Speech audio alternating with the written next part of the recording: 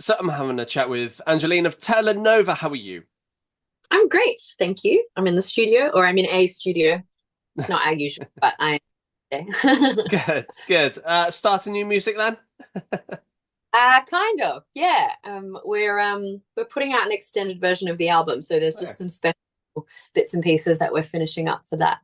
Amazing. We'll touch on the album shortly, but we've been playing a new single of yours called Margot. Tell us a bit about the single, first of all.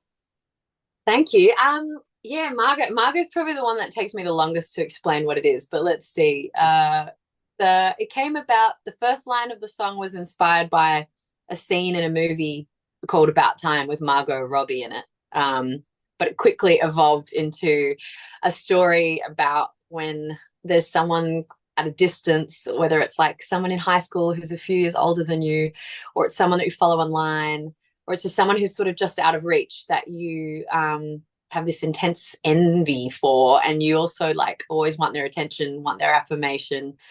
Um, and yeah, you kind of idolize them. Like you think that they're perfect and that their life is perfect.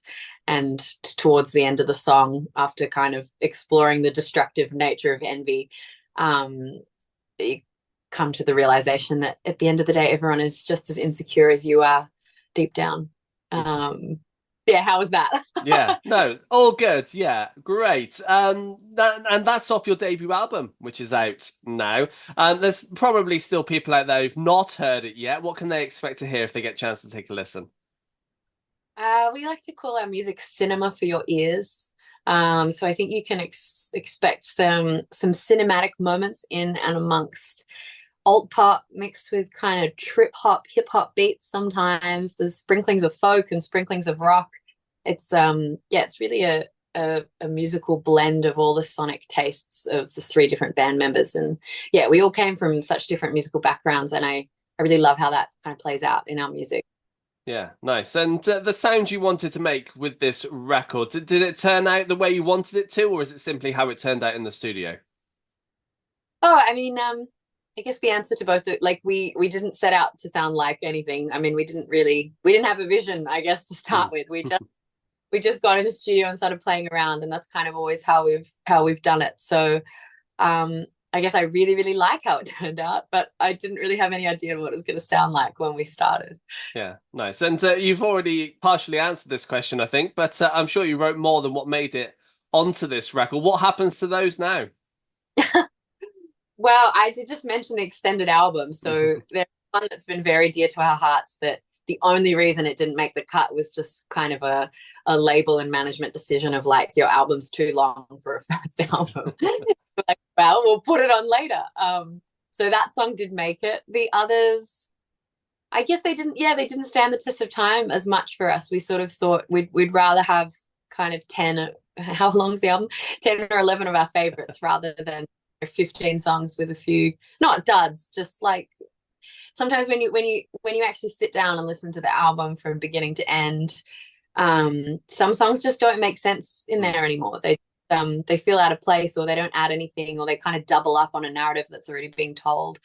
So yeah, I think we made the right decision on all fronts, and the extended version is just going to feel like a fun sort of bonus world expansion for those who are interested. And those that completely missed out, are you going to consider them again for the next album, or do you think it's going to be a bin them off and you'll start again? Yeah, there's a couple that are still in consideration, but they feel, sometimes songs like that. I mean, I hear of bands all the time. It's a demo from 10 years ago, and they kind of revived it. Mm. So it's not out of the question. But I think sometimes you do wonder if we've been on the fence about this song for one album, and we're still on the fence. Maybe make it. But yeah, I guess like I was saying before, sometimes when you hear a song in and amongst a different body of songs, it makes more sense and feels like it belongs there. So I guess it'll come down to that. Mm. There are some that was keeping in our back pocket. Nice. Nice. And going forward, do you think you now know what Telenova's sound is, or is there many more things you guys want to try to see if they work for you? Yeah, that's such an interesting question. I I think for us, we're always like we get bored, so we're always trying to like, and our taste in music changes as Mm. well. I think that's always going to feed into it and it's going to evolve. But I do also think that perhaps we're one of those bands that, because from the first day of writing and now it's like 3 years after that, there is still something in the sound that hasn't changed, which I like. Like there is a character. So I think the heart and soul of it will stay the same, but yeah, different elements will evolve. So yes. Nice. And I like to talk about the writing side of things. So for you guys, how do tracks normally start off?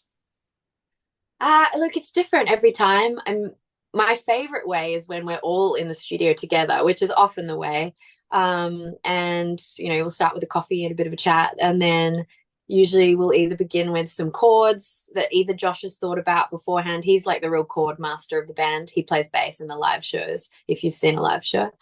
And yeah, that'll either be on guitar or piano or synth. Or the other way it can start is Ed. Ed will muck around with some beats, and he's kind of the main producer in the band. He does a lot of producing outside of the band as well.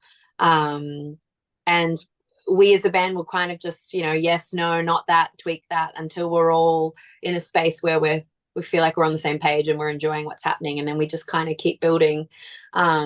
Usually the sort of morning is spent building the instrumental, and I sit on the back couch jotting down words and phrases and sentences and start forming some lyrical ideas that are being brought forth by the music, I guess, and in speaking with wherever I'm at psychologically that day.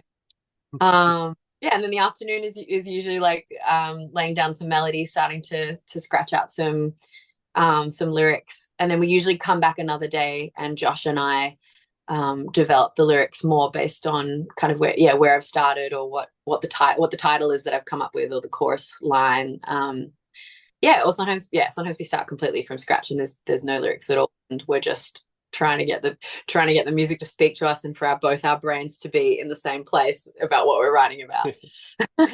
Yeah, are you one of those who has a notebook then, who writes lyrics down constantly?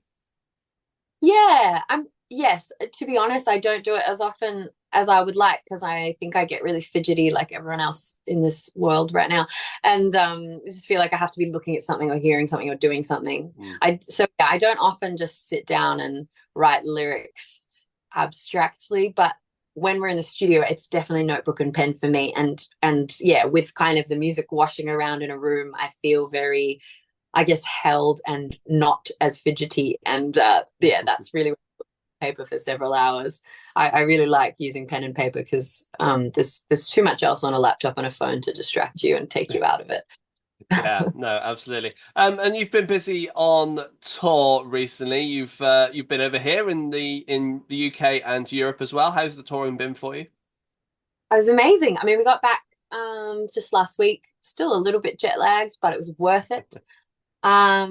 Yeah, I mean, I think all of us, it just exceeded our expectations of. It was our first like proper headline tour over there. We did some support shows last year, but this was the first time we were kind of trying to sell tickets off our own back. And I just had to keep reminding myself, you're not in Australia right now. Like every time we got on stage, like these are people on the other side of the world, sometimes speaking different languages, but somehow they've discovered your music and resonated with it and are singing along, and and want to be here. And that is the most precious feeling, that we get to share that experience with people in so many different countries. So it was amazing. Yeah, nice. And you've got a couple more New Zealand dates left in the diary. What else have you got planned for the rest of this year? We've got quite an exciting support slot that we're announcing on Thursday, which I don't know if I can say that right now. Yes, you can. Yes, tell us. Oh yes. Yes. Well, we're supporting St. Vincent in Melbourne. I love her. I think she's amazing and so creative and so unique. So that's a crazy cool show to be doing. And then I mean, we've got a few things happening over New Year's. We always do festivals, things like that. And then in Australia. Yeah.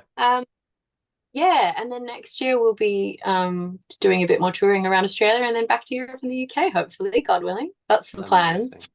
Fantastic. Sounds good to me. Angeline, it's been a pleasure having a chat with you. Thank you so much. Lovely to meet you.